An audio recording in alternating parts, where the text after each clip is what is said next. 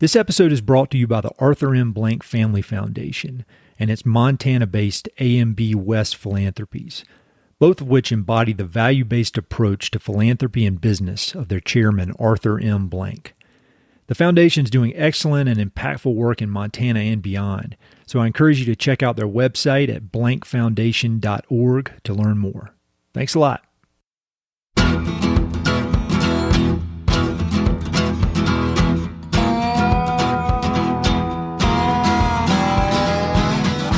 Hey, this is Ed Robertson, and this is the Mountain and Prairie Podcast, where I introduce you to some of the innovative individuals who are shaping the future of the American West. I meet most of these people through my work in land conservation or through my hobbies and interests that revolve around spending time up high in the mountains. My guests include ranchers, writers, entrepreneurs, conservationists, athletes, artists, adventurers, pretty much anyone who's doing important work, has an interesting story, and loves the American West. My guest today is Shane Doyle. Shane is a Montana-based scholar, teacher, and community advocate whose work focuses on the history and heritage of Native American tribes of the northern Great Plains. Shane is an enrolled member of the Apsáalooke Nation, which is also known as the Crow Tribe, and he holds a doctorate in curriculum and instruction from Montana State University. His unique personal and professional experiences, combined with his deep curiosity and seemingly endless energy, have made Shane a well-known leader in many fields, including education, land use advocacy, and the arts. Shane grew up in Crow Agency, Montana, and he didn't have an interest in history until college, when a road trip with a professor opened his eyes to Montana's rich Native American past. From that moment forward, Shane's curiosity has continued to grow, and he's built his career around making Native American history a cultural mainstay in everything from Montana's educational system to its governmental land management decisions. Whether he's designing educational curriculums, making films, or singing Northern Plains tribal music, Shane is always focused on serving his community. Whether you're a longtime listener or this is your first episode, I know you'll enjoy getting to know Shane. We started out discussing his youth on the Crow Reservation, and he talks about that fateful road trip where he fell in love with history. We talk about his family and the important life lessons that he learned from his grandmother. We talk about the history of the Apsáalooke Nation and the importance of the Crazy Mountains from a cultural and historical perspective. We also talk about his consulting business, Native Nexus, some of his film projects, and his plans for the future. And Shane obviously has lots of excellent book recommendations, so be sure to check out the episode notes for links to all those. As you'll hear in this conversation, Shane is doing so much excellent work and has so many more projects in the pipeline. I'll look forward to a part 2 with Shane in the future so we can hear updates on everything that he's working on. Hope you enjoy. You know, given your background and everything you've done up there and your connection to Montana, I was thinking maybe the best place we could just start is at the beginning, and you could talk a little bit about where you grew up. So where did you grow up? Yeah, I grew up on the, well, first of all, let me say thank you so much, Ed, for inviting me on and, being such a generous host. And it's really nice to be able to talk with you. And I'm very thankful for the opportunity. I grew up on the Crow Indian Reservation in a small town, Crow Agency, it's called. Okay. And it was named Crow Agency because that was where that's where the Indian agent lived originally when they moved there back in 1884. Mm-hmm. So it's right along the banks of the Little Bighorn River, and it's about a mile from the site of the famous Little Bighorn battle. Mm-hmm. Later on as a teenager, my mom moved with my stepdad. They actually lived there on the battlefield itself for the past 30 years. Wow. So, Yep. And his mom had lived there for much longer. And my stepdad, and he's got brothers and sisters that have homes out there as well. So it's an interesting place with a lot of amazing history there. And I never really knew much about it growing up. Funny to say, they don't really teach too much of it in schools. And, unless you really seek it out and ask local historians. Yeah. You don't really learn a lot sometimes about the place where you grow up. But yeah, that's where I'm from. And so do you remember a certain point in your childhood or maybe even like early teens when you when you did kind of realize the history of the land that you were on and kind of what you were missing because they weren't teaching it in schools and that kind of thing? I mean, was there a moment when you, because it's, it seems like a lot of your professional life now is history and teaching this part of history that has been ignored for so long. So, I mean, was there a specific point, or was it more of kind of like a slow burn where you're like, wait a minute, I'm missing over half the story here? God, that's such a great question. I don't think anyone's ever asked me that. And it's so important too. There was a pivotal moment, I think, and it happened actually when I was an undergraduate.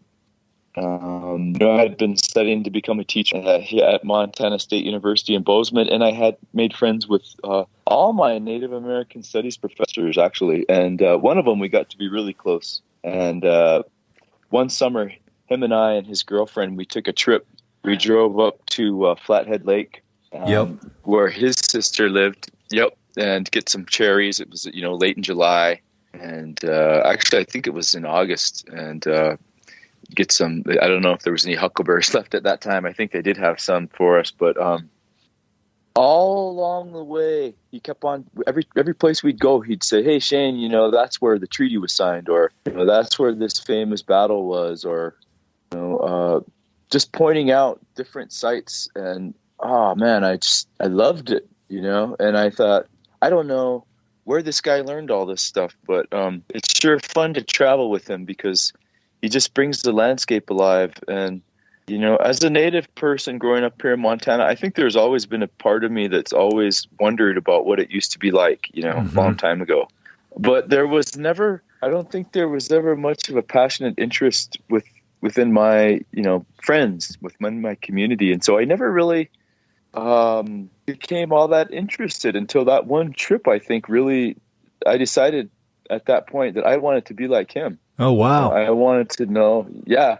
So I want to be like that. I want to be that guy that can tell people, this is what happened here. And, go into more detail about who the people were that did those things and why they were here and what became of that episode of history. And, it was such a fun way to experience a place, Mm-hmm. And so, and I think I had, like I said, always had some interest, but I think from that point on, it became a point to me to read more books about Montana history, to gather as much information as I could about the place where I lived.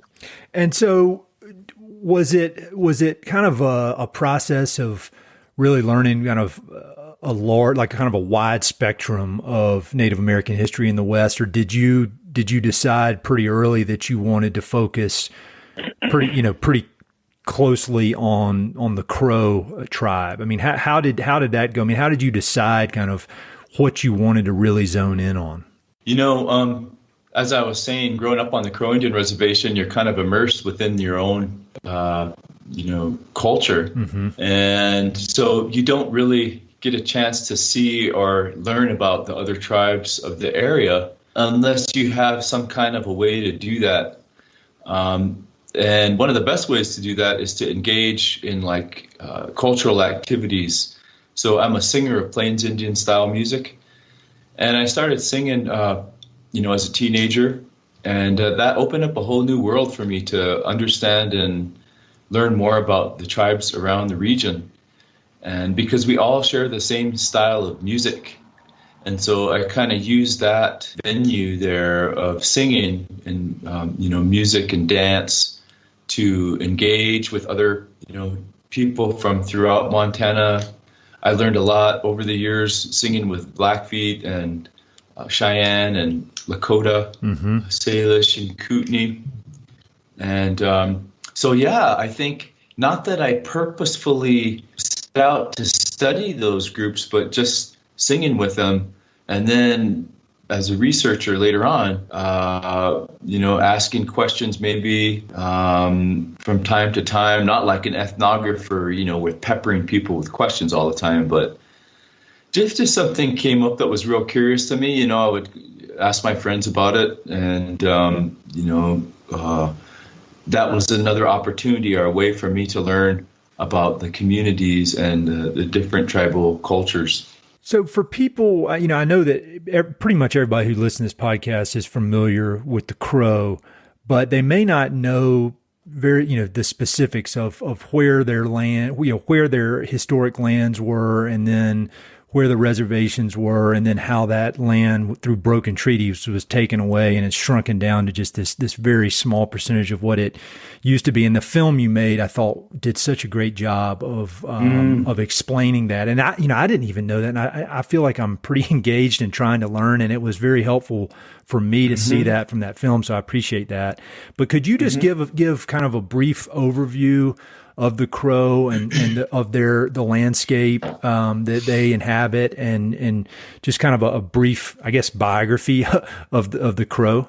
Sure, absolutely. Well, first of all, we're known as the Crow, but we quit using that name some years ago. Although we still use it from time to time, just in visiting with folks. But officially, our name is Apsáalooke. And so we're the Apsáalooke Nation. And so we were given the term Crow, the name Crow, by, fur trappers and traders that came into the region and somehow misinterpreted our actual name. The name, or the word Apsáalooke, refers to descendants of the large-beaked bird. And so that's what it means. It means children of the large-beaked bird.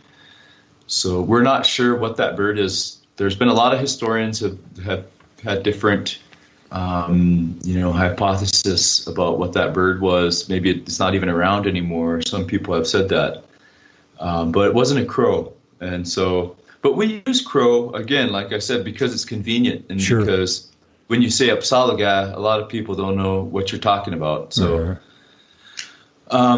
so we came to Montana. We have a migration story that brought us to Montana about 500 years ago, and we came following a vision, a dream that a man had to come to the Rocky Mountains, really, and he saw twinkling stars on the mountain, and it was a plant, what they call a short tobacco plant. And so we came following his dream, and when he saw that mountain, which most historians say is the Bighorn Range, that's where we stopped. And so we started living in the Bighorn, Upper Yellowstone region, probably about 500, 600 years ago, hard to say. And we just occupied the area all the way to the south of the Bighorn Range in central Wyoming, all the way up into central Montana, the Musselshell, and even up onto the Missouri, over to the Black Hills in South Dakota, and then as far west as the Three Forks headwaters of the Missouri River. So an area of probably about between 40 to 50 million acres that we roamed on and called our homeland for the past 500 years or so. And then when the treaties were signed, the first treaty in 1851 at Fort Laramie, that was signed because of the California gold rush. And so at that time, there was no desire on the government's part to acquire any land in Montana. And so the whole state in that first treaty was divided up into reservations, really.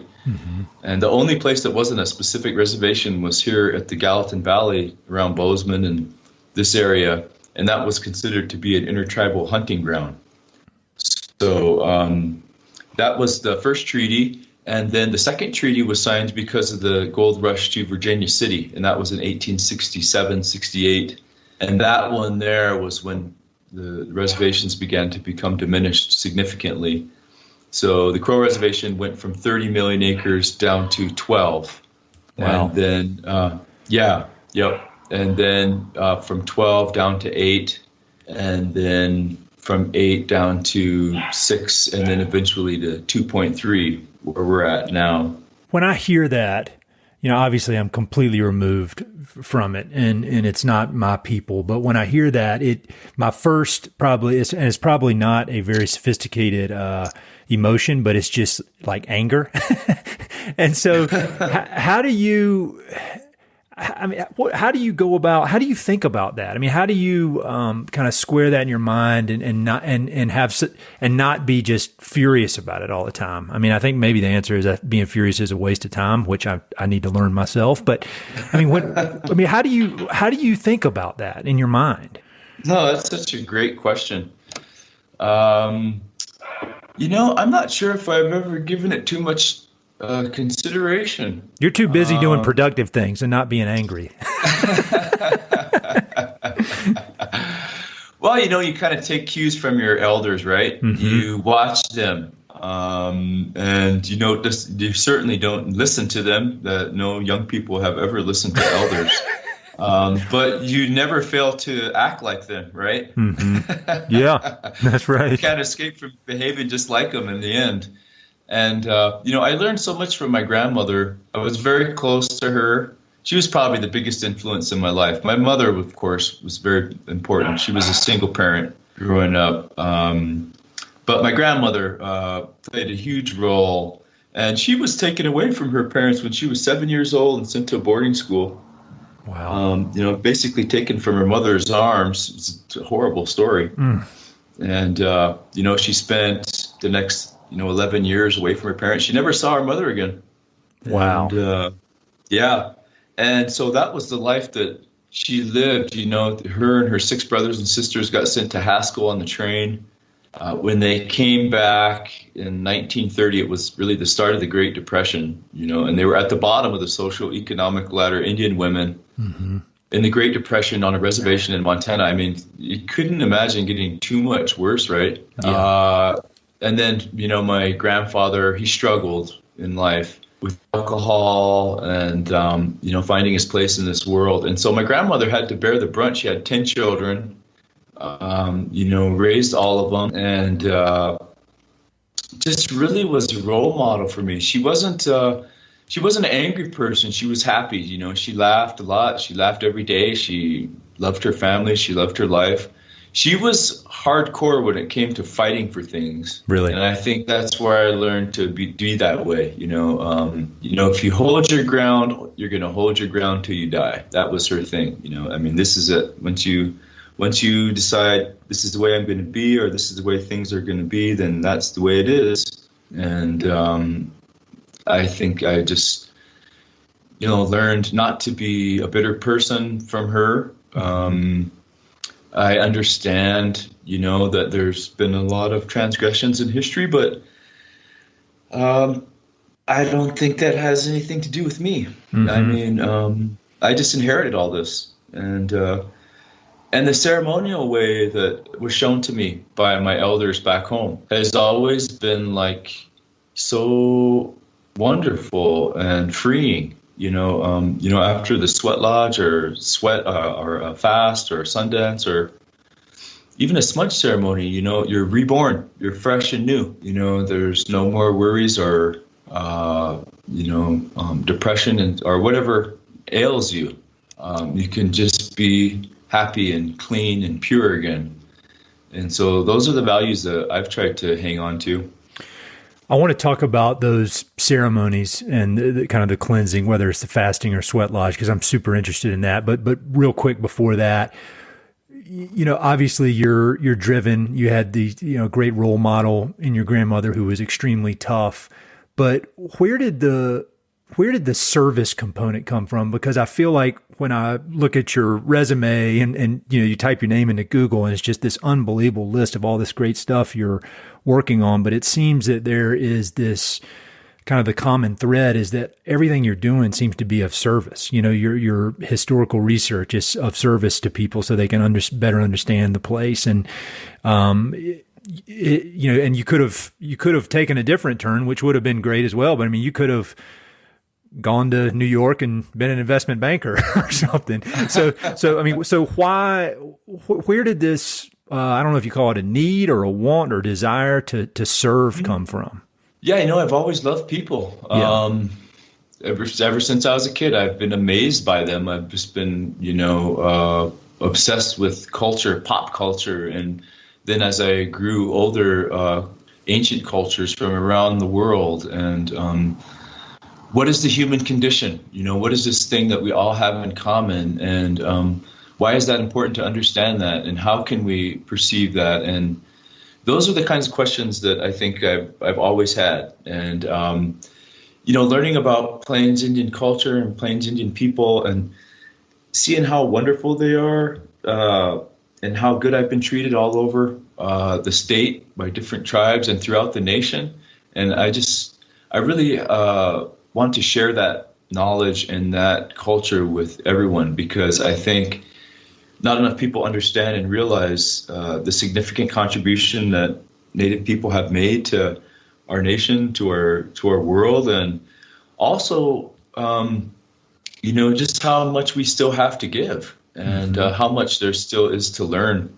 And so that's one of my motivating factors, I think, is wanting to be a representative in Indian country, to show people, the kind of talent that we have, the kind of love that we have for each other, and, just try and make the world a better place that way. Yeah, well, I'd say you're well on your way to doing it. I mean, I think when you, as I mentioned, there are all these really great articles that I'll have linked to on the podcast webpage so people can read further. But one of the things that I just thought you did such a great job with, you and your team, was the film about the Crazy Mountains. And I wish I could try to pronounce the name, but even with this Southern accent, I'm gonna mess it up. Could you maybe first of all talk a little bit about the Crazy Mountains and their place in your culture, and then we can get into the film, because I think the Crazy Mountains are some of the most beautiful mountains I've ever seen. And I haven't been deep back up in there, but I used to spend a lot of time kind of driving around them, and they really do seem to almost have a magical quality to them when you're looking at them from any season, looking at them. So could you talk about the Crazies a little bit? Yeah, what a mystical mountain range, huh? They really are special. I think there are several things that made them special, just geographically speaking. That their proximity to the Apsáalooke Beartooth Range, how they lie north of the Yellowstone and east of the Bridgers and south of the Castles and Little Belts. And then to the east, you just have this expansive grass range that the bison would migrate through. And so just where they're at and how they fit into that puzzle on the land makes them absolutely extraordinary and singular, really. Yeah. I mean, there's no other place like them. And so, there's that. And then there's the cultural history that, again, Native people have been showing reverence to that place for so long. And, when I was growing up, I went to the Crow Agency school there, that's still there in Crow Agency. And as you walk through the door, there's a photo of the Chief Plinnycoos. And I grew up with that, looking at that guy's face, but the photo was taken when he was probably in his 70s. So he was an older man by then, but I always knew who he was and knew his life story. And the story was, when he was 9 years old, he fasted on Crazy Peak, for 4 days with no food or water. And at the end of the 4 days, he still hadn't had his dream yet, so he cut off the tip of his index finger on his left hand so that he would finally have his vision. And understanding that all of that took place in the Crazy Mountains, that this little boy was able to do that, and the dream that he brought back and the significance of the dream. I just was always just entranced by him, wondering why would he do that, and of course knowing that he wasn't the first person to have done that, and that for many hundreds of years people had been going there to go without food and water, to climb up on the highest peaks to get the kind of medicine that they needed to live their best life, I guess you could say. And so later on, my uncle fasted there and told me about the experience and made me want to go. And so I ended up fasting there and, have continued to engage with them and tried to protect them, and sharing my experience with my loved ones and with people back home, and just really hoping that, and I understand that people will continue from Crow to go there to seek medicine. And so it's just a real sacred place. before we talk about the film, if you feel comfortable, and if not, I can easily cut this out. But can you talk about your experience fasting up there and how that affected you? Oh yeah, sure.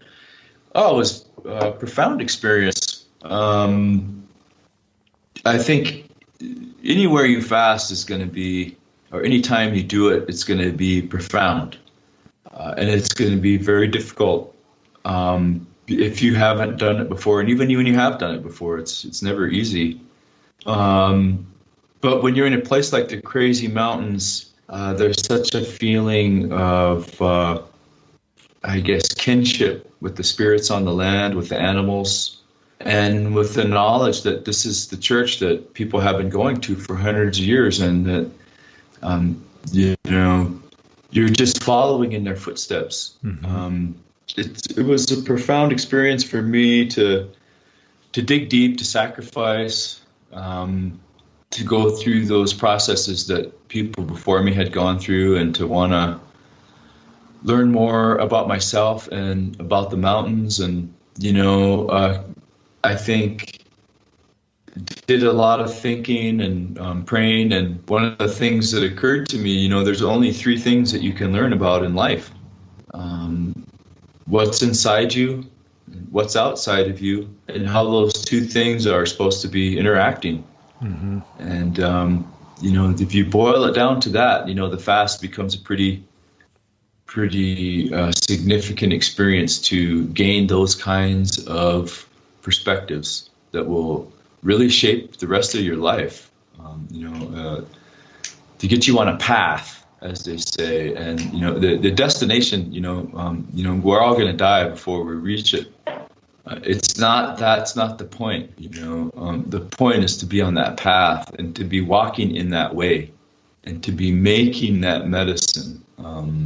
It's an active verb, it's an action.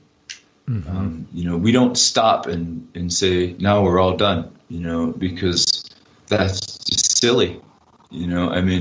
Why would we do that anyway? Life always continues on. And I think that understanding that, you gain that kind of knowledge from being out there by yourself in the wild, and coming to terms with your weaknesses and your strengths, and celebrating all those things, and the opportunity that you have to suffer and sacrifice in a way that's going to, make you more pure. How often do you try to do some sort of ceremony or event like that? I mean, is it an annual thing for you, whether it's that or a sweat lodge or something else? I mean, do you try to do something like that on a fairly regular basis, or is it the kind of thing where you can do it every 5-10 years, and that gets you, that is powerful enough to kind of get you on a path for a pretty extended period of time? Yeah, it's a great question.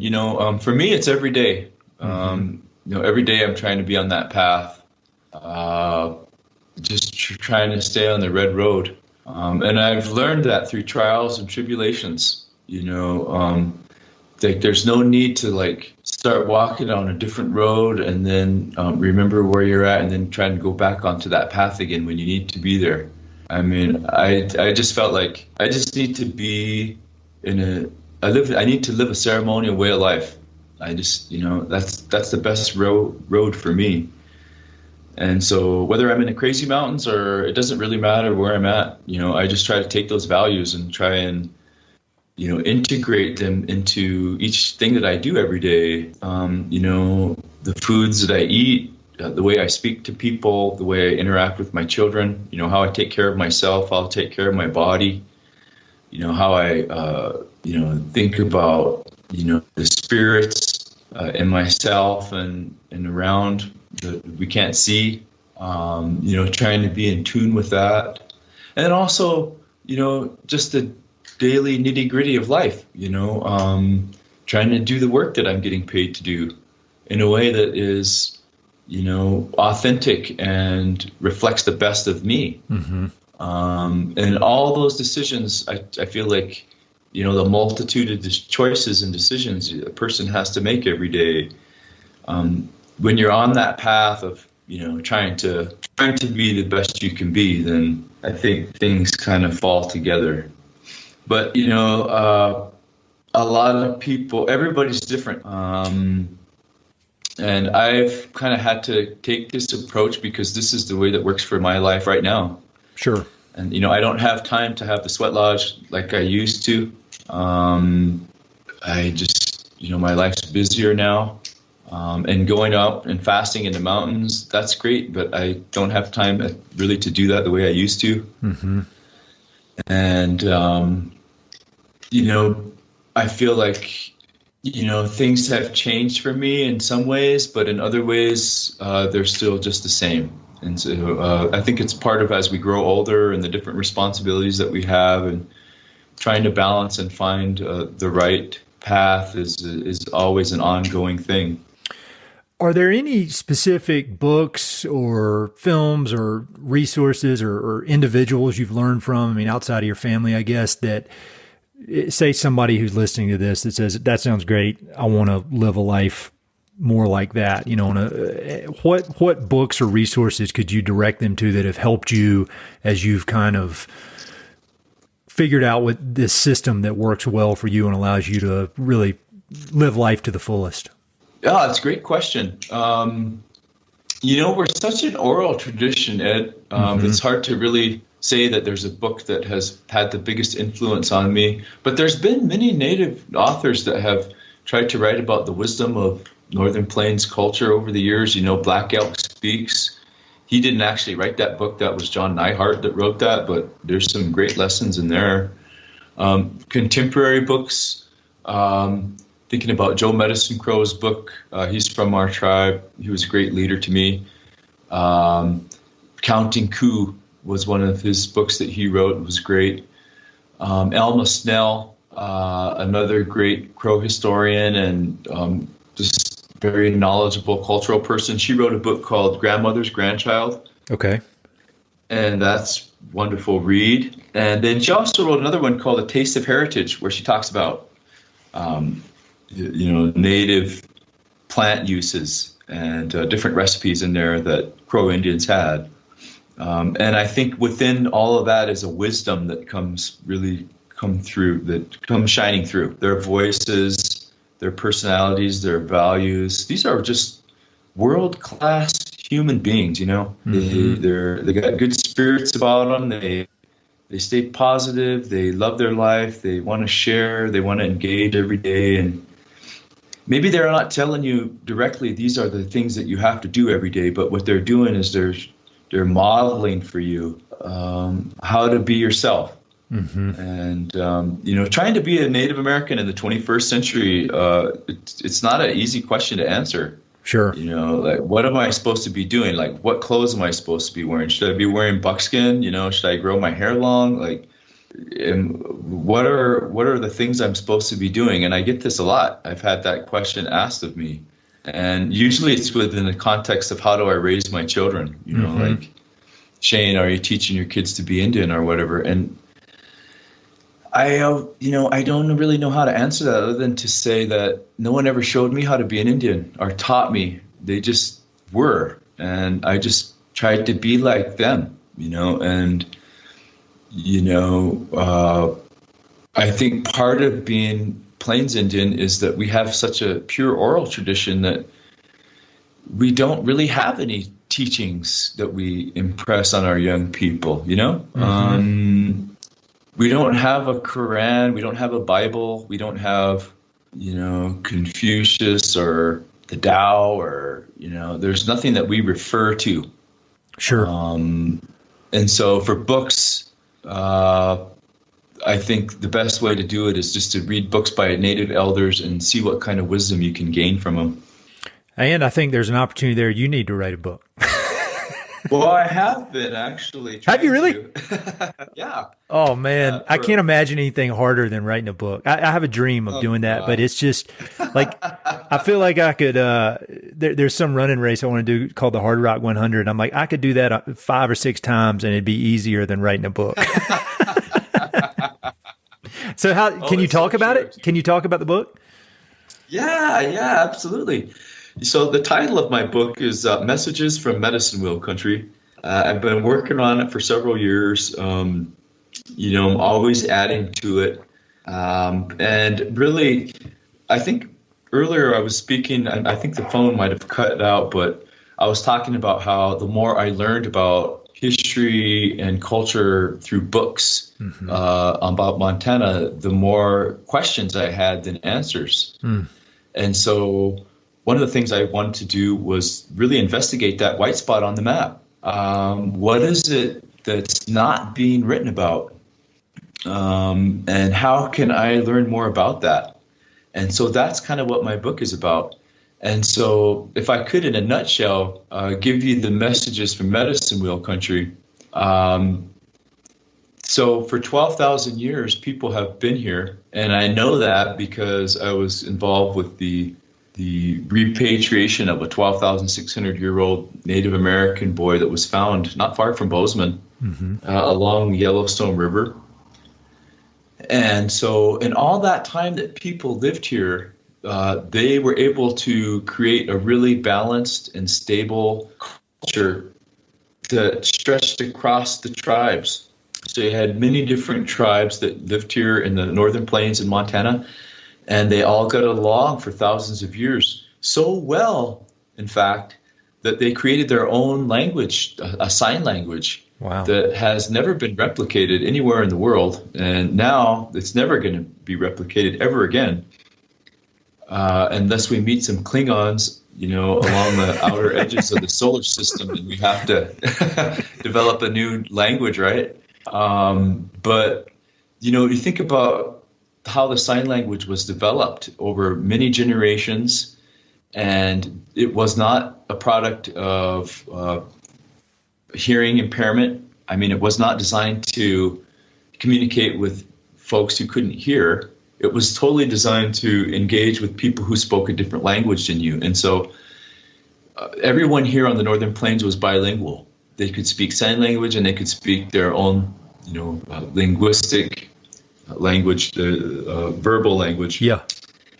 And that made me I came to the conclusion that the only way a language like that could be created and then held on to for so many generations is if they had stable trade relationships that they engaged in every year. And then the cultural artifacts that have come from that sign language and those trade relationships are reflected in ceremonies like the Sundance, the Sweat Lodge, the songs that we sing, the star stories, how all of these different tribes, even though they speak completely different languages, have the exact same stories about the stars. There was just a deep connection here on the Northern Plains. I don't think anyone's ever really written about it or been able to provide some insight on that. And so that's one of the goals of my book. Wow, I can't wait to read it. No pressure. I'm not trying to put pressure on you, but when it's done, you come back on and we'll talk in detail about it, because that really sounds interesting, and it sounds like there's a real a need for that book to be written. So I can't wait. Thank you so much. So to go back to the Crazy Mountains real quick, I do want to touch on the film, and I'll embed that in the webpage so people can watch it. Can you talk about the film and kind of why you guys decided there was a need to make the film that you did? Absolutely. Yeah, we wanted to make a film about the Crazy Mountains because they are a really vulnerable place right now. Well, they have been since they were kind of checkerboarded at the very beginning. When the land was privatized and the U.S. government gave a lot of that land to the railroad as it was trying to make its way through Montana. And then, from that point on, the mountains just became really divided up between private and public lands, all interspersed and mixed in. They're a remarkable geographic feature. They are like one great big rock, like 30 miles long and 12 miles wide. And they've been carved up by glaciers, over the years, and what you get is this incredible mixture of steep terrain, some of it heavily timbered, but most of it just really rocky, rough, with lots of scree towards the peaks. And so they're not the type of mountain range where you see a lot of herds of animals go into. They're just they're a scenic mountain range that a lot of people want to have a piece of and can have a piece of because, again, they've been divided up so much. So right now what we're seeing in the Crazy Mountains is there are many billionaires. You wouldn't believe it, actually, how many billionaires have land there and are continuing to buy land there. And the potential for them to be developed for little communities to pop up in there is pretty high right now, I think. And so we're doing what we can to protect them from that. To preserve them, to keep their integrity. There are many other mountain ranges in Montana where we see developments come up. And I think that we should, stick with what we've already been doing. But in terms of places that have been, for the most part, non-developed, I think we should try and leave them as they are, because once they get going on that path, it's pretty difficult to pull it back, rein it back in, and especially with the kind of wealth and power that we're seeing coming into the Crazy Mountains, the potential for helitech or helicopter skiing. I can't remember what they call it. Yep. And all these other different extreme sports and cabins being built way up high in the high country where helicopters can drop people off. A lot of us that have enjoyed the Crazy Mountains and see them as a place of great tranquility, even though the interstate's not that far, you feel like you're really isolated up in there. We want to maintain that. And so that's one of the reasons why we made the film. And so for people listening to this who watch the film and would like to maybe try to influence people to do the right thing on that, I mean, what would you recommend to people listening, how they could get involved with this or contribute or help with your efforts?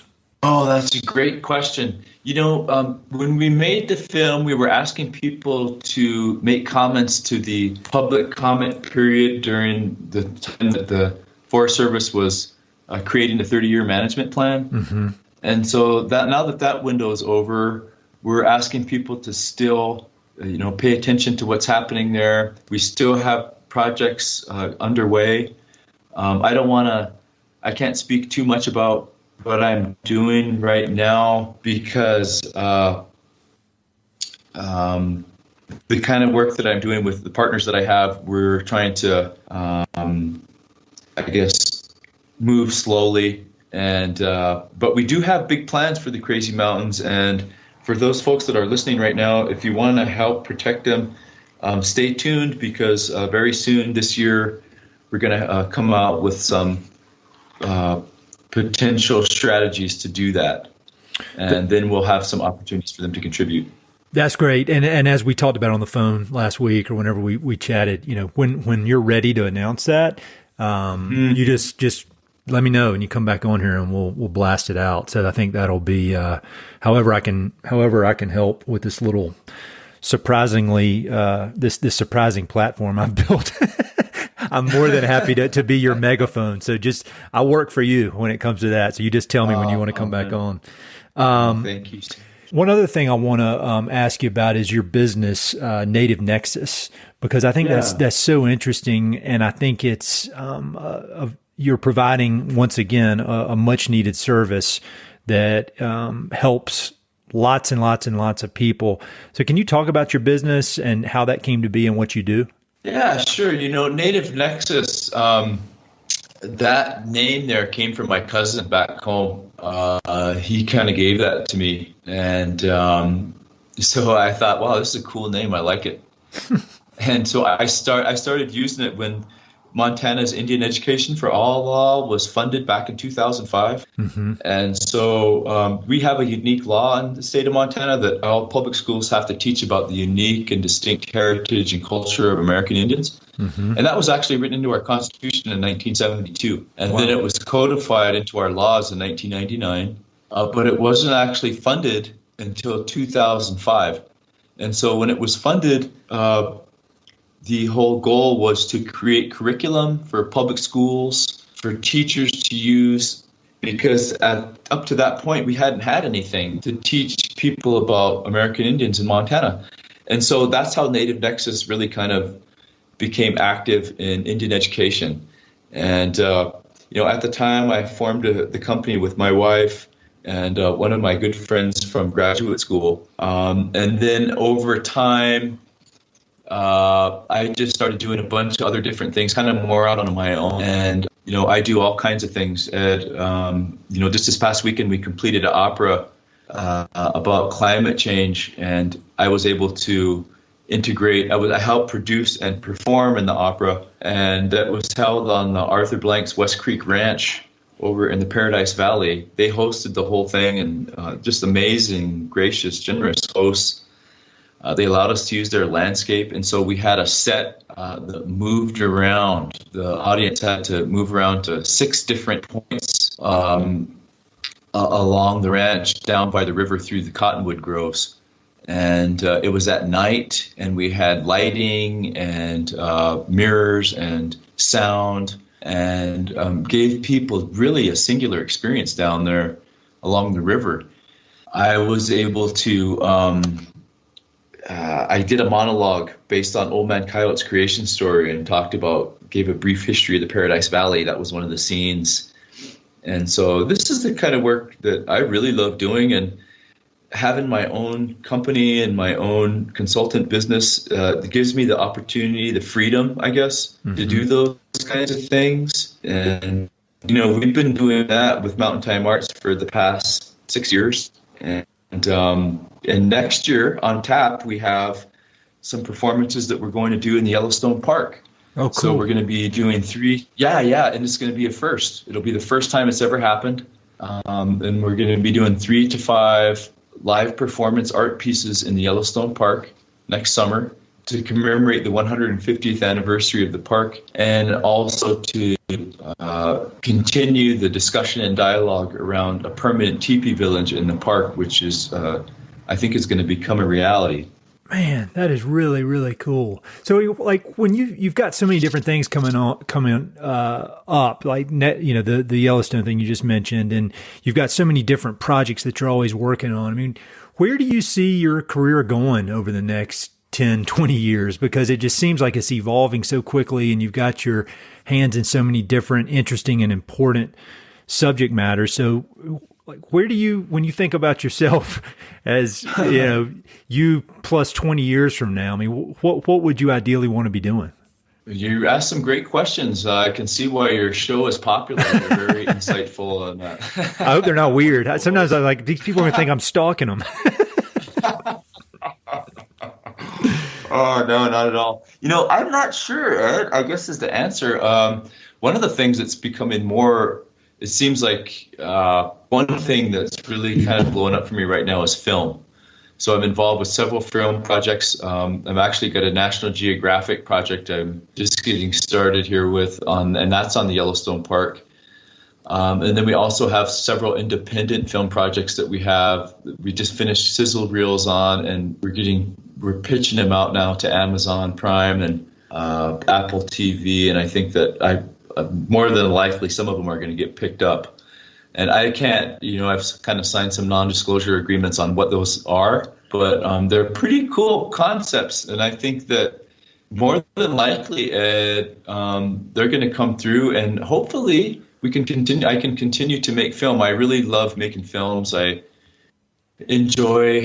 feel comfortable on camera, and I've been doing it long enough now. I have enough experience that, it's good. I'm getting better at it. Mm-hmm. And so I think that's probably likely one of the things that's going to happen to me in the next 20 years, I suppose. No, I think that's great. And, when you read about Netflix and Apple TV and all these different streaming platforms and how much money they're willing to invest in different projects that, when we were kids, there were 3 channels and that's it. Yeah, and, exactly. and now there's just this opportunity. It's kind of the same as with podcasts, is that there's these opportunities to find your audience, no matter how niche your subject is. And so that's really exciting. And the great thing about that too is that there's money to be made doing it, which makes it sustainable. And, well, I can't wait to hear more about that. We're definitely teeing up, Shane Doyle part 2 on the podcast, because we got a lot to talk about as all this stuff comes together. Started. Yeah. And the other thing I was going to say is people are always asking me to go into politics. And, just this weekend, someone was talking about it, when we finished up the opera, and asking me what my next political office that I was going to be running for. I was like, oh my God. Do you think would you have any interest in that? Oh, I've always been drawn to it. And, my family has a rich history of politics. My great-grandfather, my grandmother was passionate about politics. My uncle was the very first county commissioner ever, American Indian County Commissioner in Bighorn County. And he remained in that position for 35 years. And so,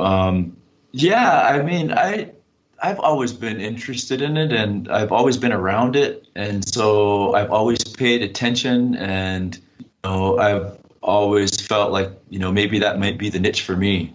But I've got so many other interests as well that it's hard for me to just focus on one thing. And I kind of have a feeling that that's what I would have to do. And so I don't know, with the 5 children and with the life my wife lives as well, I might have to wait a little bit on that.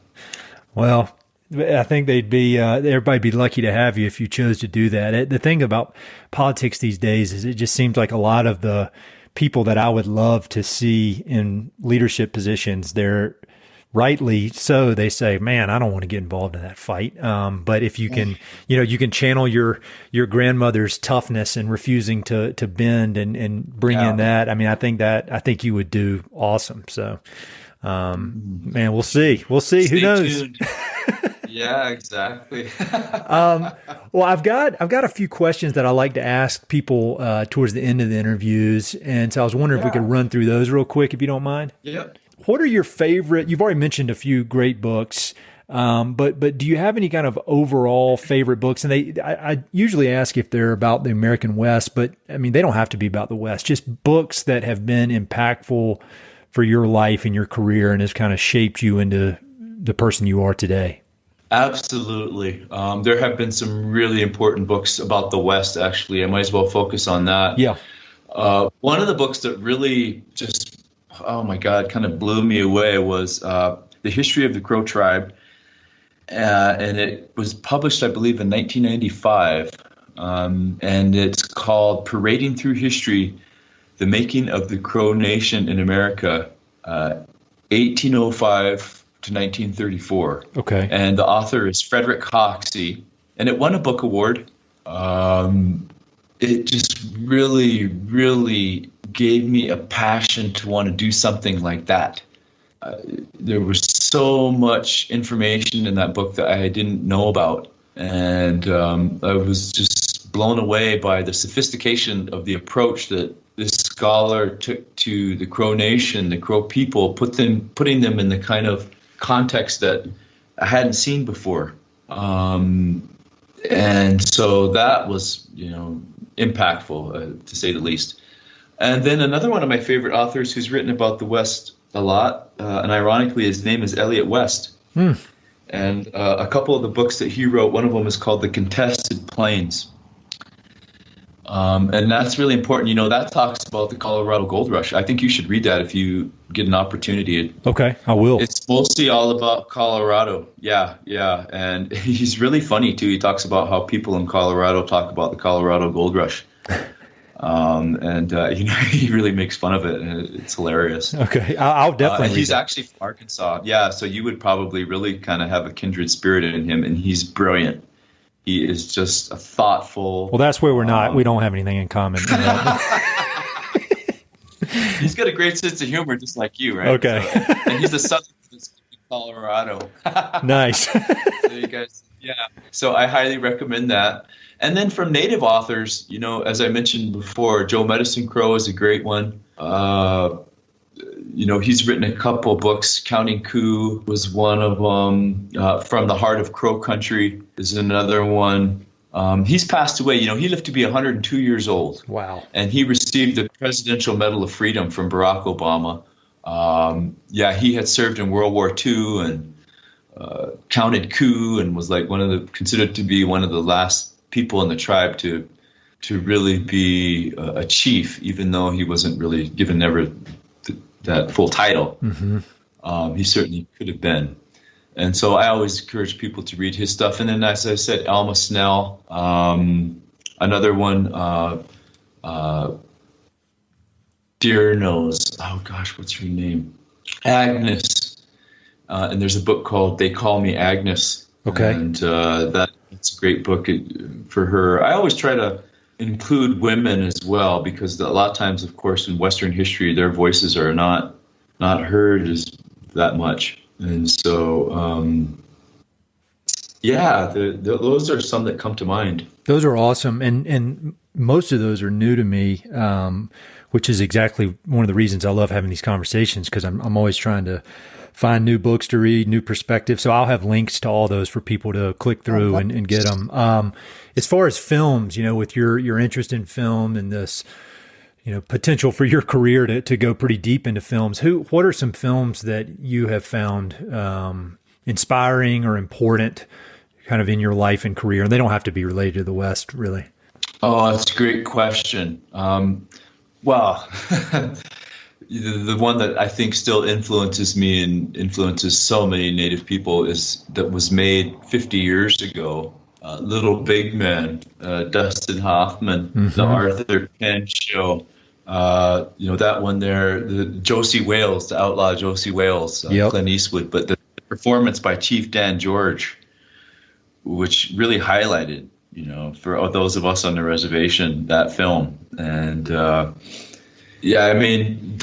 classics, I think, have always influenced me, the classic fiction films, even though they probably don't give an accurate representation of Native people, but the humor has always been right in the wheelhouse for Native people. Lately, there's been some great stuff that's been out on like Netflix and I think Amazon Prime. I think it was Reservation Dogs.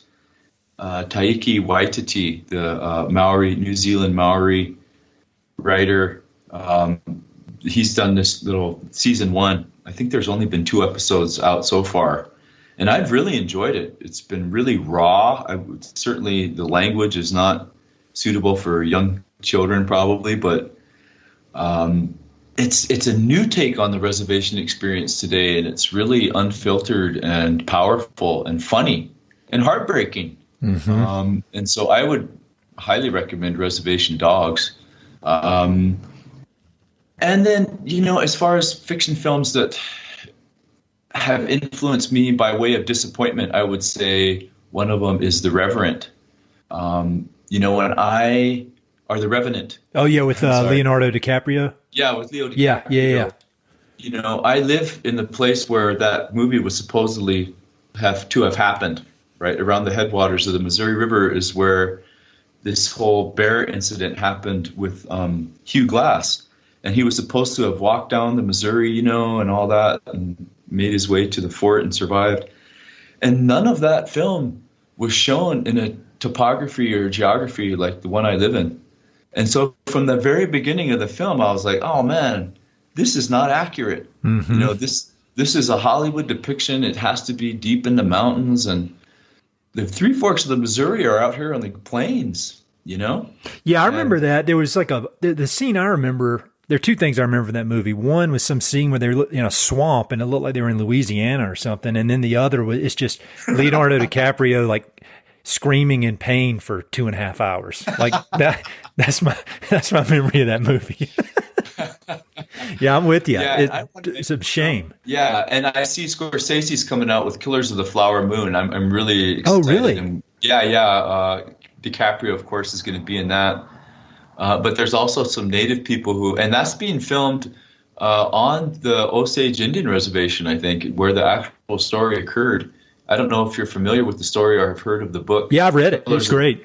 Oh, cool. Yeah, awesome. So there's that to look forward to. But my dream, as I said, about, kind of theories about my book and the concepts about my book. I want to make the old-time Native film out here on the Northern Plains of Native people walking around, pre-horse era. What was going on then? What did things look like? That's one of my dreams.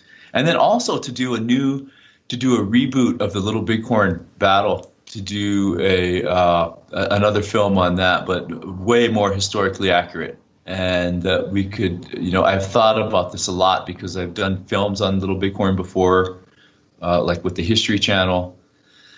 And I've talked about it for years and read about it. And I lived there, and my stepdad and his brothers put on the reenactment every year, the Little Bighorn reenactment. And so, and I've talked about it with friends for years about the film that we could do on that. And so that's another one I'd like to do. What's the best book on that battle? Because there's like 4 or 5 of them that I have written down that I want to read, but I've never read a book about that specifically. Is there one that you recommend? Well, the one that I've read, it's kind of old, but I've sure liked it. The author is James Welch, and it's called Killing Custer. Okay. And that might be one of the few books written about the battle from the Native perspective. There's also Soldiers Falling into Camp, and my uncle helped write that, Frederick Left Hand. And that's all Native American oral tradition history of the battle. And then there's some other good ones that have come out. The Last Stand. Yeah, I've seen that one. I think I got it at the library one time, but I didn't read it.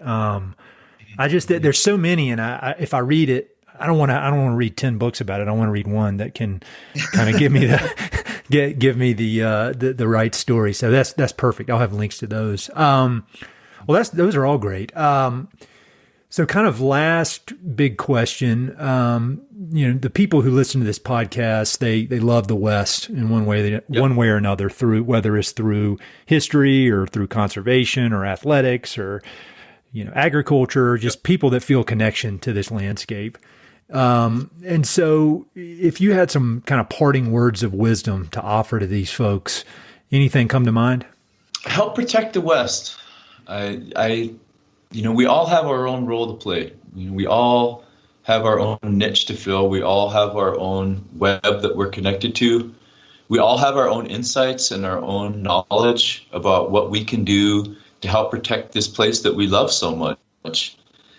And I think, reflecting back for thousands of years, the Plains Indians that lived here, that walked around for thousands of years here, they had to move camp seasonally. So they would go from the river valleys in the winter where, they had shelter from the wind and they had water to drink and wood to burn and, a niche there. And then when the springs come and the floods come and the mosquitoes come back and the grizzly bears are awake and, it gets busy down by the river, they would move and they would go up onto the higher, drier grounds and they would trade and, dig for roots. And, that lifestyle was very ceremonial. It was very fulfilling. I think it was beautiful for them.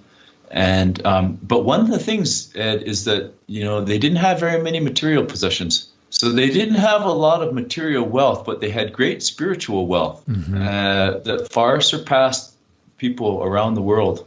And I would like to encourage our listeners to remember that lesson, because when you come here to the West, we're coming here not for material wealth. We're coming here for something far more valuable than that, something that, can't be bought or sold, something that is either there or it's not. And, once it's gone, it's pretty hard to bring it back. And so, keeping the animals around, keeping the water clean, keeping the air clean, keeping the ground as intact as much as we possibly can. We all have our own role to play in that. And I encourage all of us to take an active one.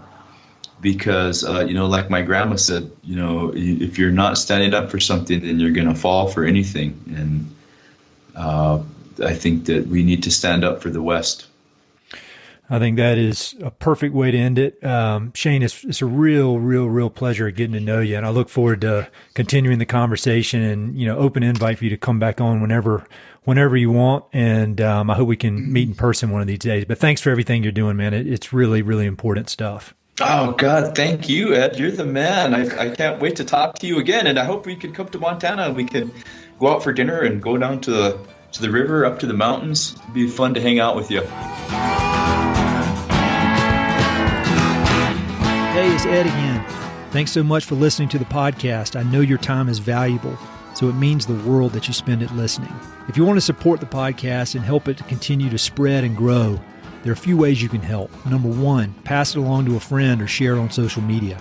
Word of mouth recommendations are the most powerful way for ideas to spread, so I'd love it if you could share the podcast with a few pals who might enjoy it. Number two, you can go to Apple Podcasts and give it a 5-star review. Good reviews encourage the Apple overlords to suggest the podcast to others. So there's a link in the notes if you'd be so kind as to give it 5 stars. Number three, you can support the podcast financially via Patreon, and there are exclusive benefits for those who do, including a monthly behind-the-scenes newsletter, Mountain and Prairie stickers, live and recorded video chats with podcast guests, and much more. Number four, I've also got 2 emails that I send out. The first is my weekly email called Good News from the American West, which I send out every Wednesday. It's only positive news, something we can all use a little more of these days. And my other email is my bi-monthly book recommendations email. One email every other month with 5, 6, 7, or 8 books that I've recently read and highly recommend. The thousands of people on both of these lists will vouch for me. No spam or other funny business. And number 5, finally, check out my online store for Mountain and Prairie stickers, shirts, and coffee mugs. I've got some really cool designs from Western artists with more on the way, so head to mountainandprairie.com/shop to check it all out. I'd love to connect with you. I'm on Instagram and LinkedIn, so look me up on either of those platforms by my name or through the links on my website. All right, that's it. Thanks so much for your support.